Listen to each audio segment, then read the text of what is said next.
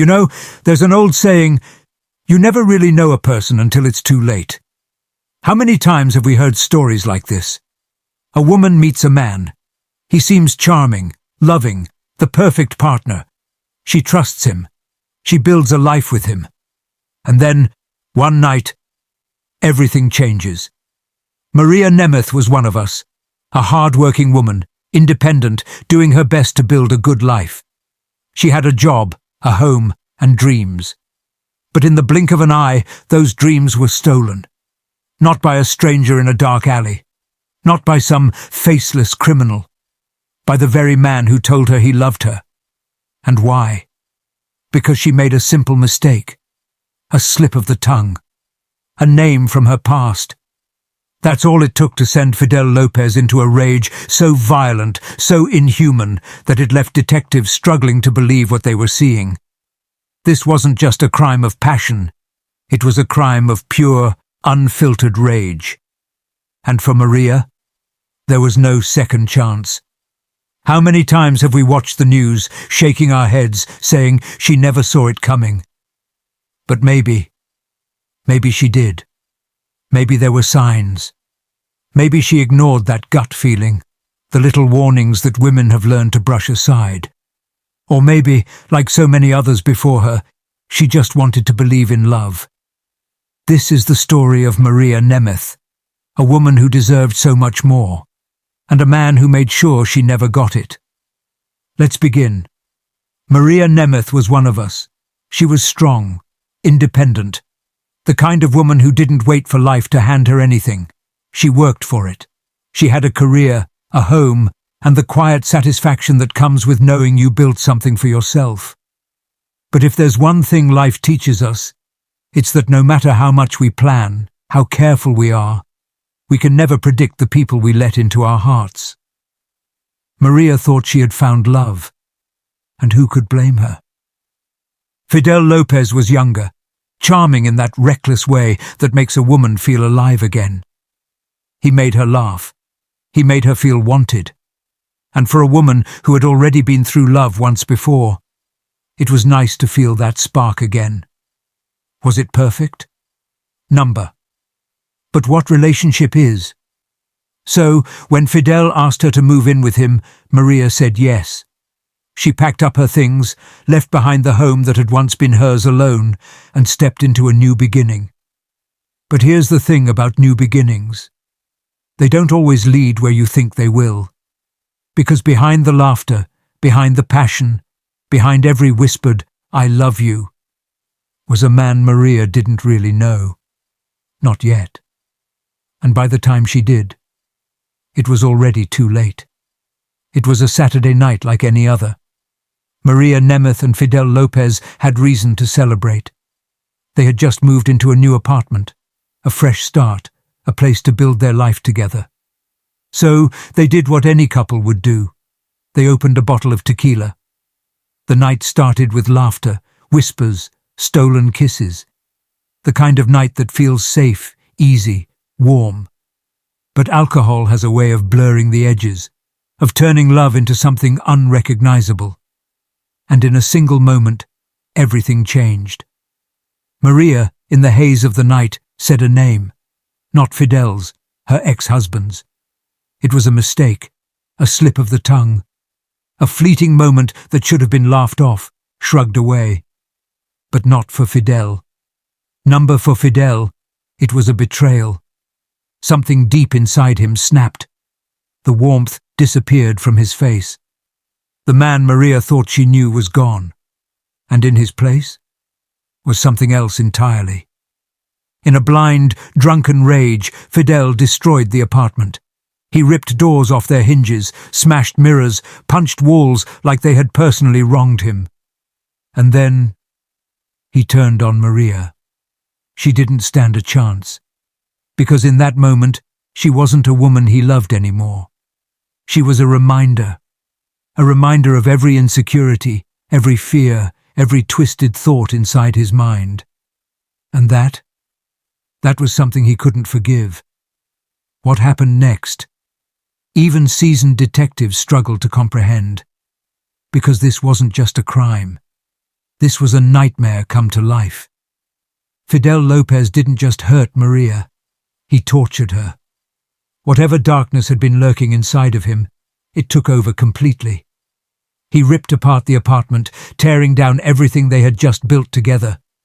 Glass shattered, furniture broke, walls cracked beneath his fists. But none of it was enough. His rage wasn't satisfied.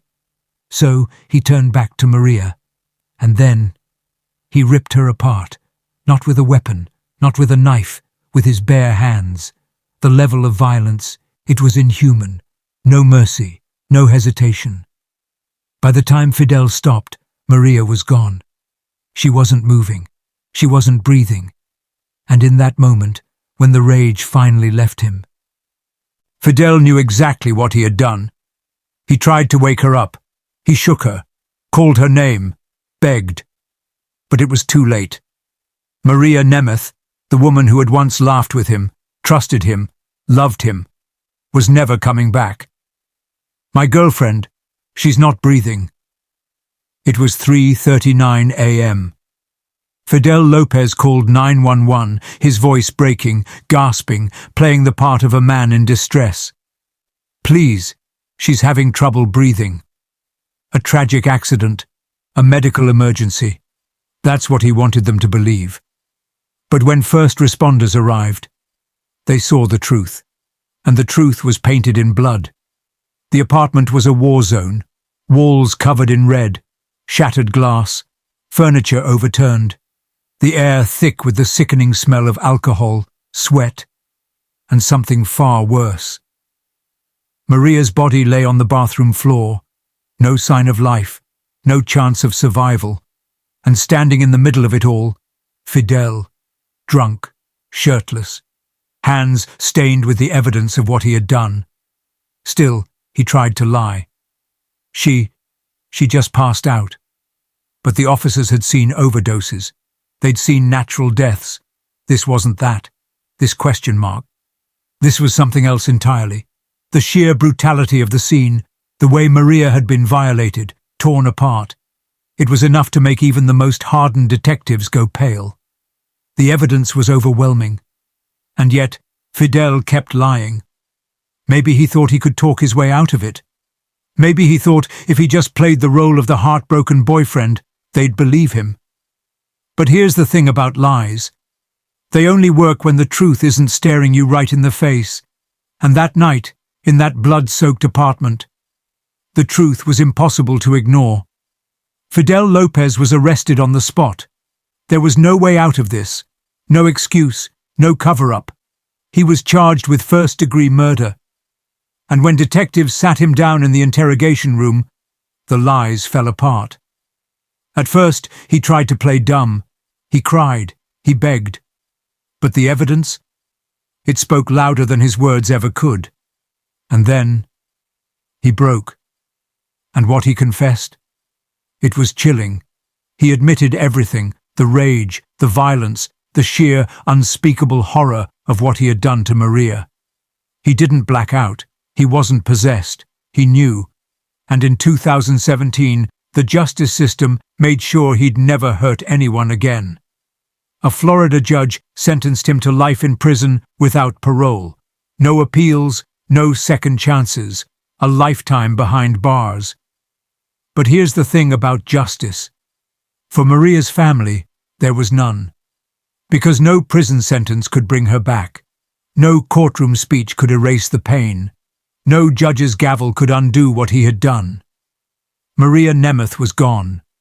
Not because of an accident, not because of fate, but because of a man who couldn't control his rage. And that's something no life sentence can ever fix.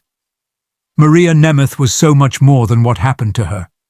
She was a woman who deserved love, kindness, and respect. But in the hands of the wrong person, she lost everything. Her story isn't just another tragic headline, it's a warning. Because this didn't happen out of nowhere. The signs were there. The jealousy, the anger, the possessiveness. And like so many women before her, Maria trusted the wrong man. This case is a reminder of how quickly things can change. How a moment of anger can turn into a lifetime of loss. And how one mistake, one name said at the wrong time, became the spark for something unspeakable. If you or someone you know is in a toxic relationship, don't ignore the warning signs. Rage doesn't just disappear. Jealousy doesn't just fade. Love should never come with fear. Maria didn't get a second chance, but maybe someone else still can. Her story deserves to be told, and if it can stop even one woman from suffering the same fate, then we can't let Maria be forgotten. If this story moved you, don't let it end here. Like, comment, subscribe, not for numbers, not for views, but to keep Maria's memory alive, to spread awareness, to make sure no other woman becomes another tragic story. Because this is real, and it happens far too often. If something doesn't feel right, trust your instincts. Speak up. Reach out. It could save a life. Maybe even yours.